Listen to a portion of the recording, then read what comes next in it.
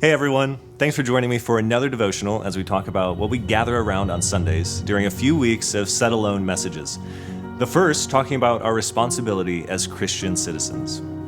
Cody talked about voting, amongst other things, this past weekend, and how we can step into what God is doing in midst of everything that seems so chaotic and annoying. I mean, while we're dealing with a pandemic, societal issues, and a number of other things, we have so many other things to deal with as well. The election coming up being one of many. And I don't even want to talk specifically to that. I want to take a couple minutes to talk about it all. With everything swirling around us, it's easy to lose our focus. But as the people of God, I think that we have a pretty clear purpose, although our own purposes get in the way pretty often.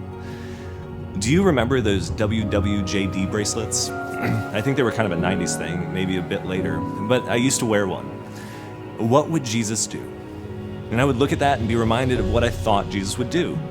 But I think far too often, and maybe it's the case for some of you out there, that the conclusion was what I wanted Jesus to do instead of what he was actually about. Years ago, two of my closest friends and I would hang around the fire behind my mom's house for hours upon hours, and I remember a time we talked about gay marriage. This was during the time of the Supreme Court ruling, and there were all kinds of these protests for and against it. That night, my best friend turned to me and asked what side I thought Jesus would be on. How does the side, what would Jesus do, differ from the side of what do I think Jesus would do? I don't want you to reduce this election to this or any other single issue, and please hear me. I'm not saying anything political here. Vote for the people you believe will make much of Jesus, the people who will make much of the gospel. This election is not just about the president, this issue, or any other, but it's also about Congress, which so many forget about or don't pay attention to. My desire in all of this is to, one, encourage you to vote, and two, to vote for those who are going to push toward what God would have in every branch of government we can.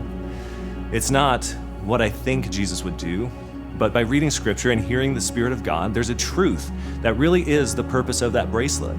What would Jesus do? And you and I can be a part of it. You are a Christian and a citizen. You have a place and purpose in both.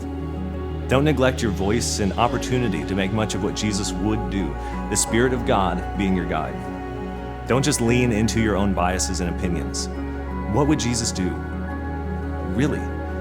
That should guide your vote, your opinions, and each and every moment ahead. He's over it all, and he deserves your worship.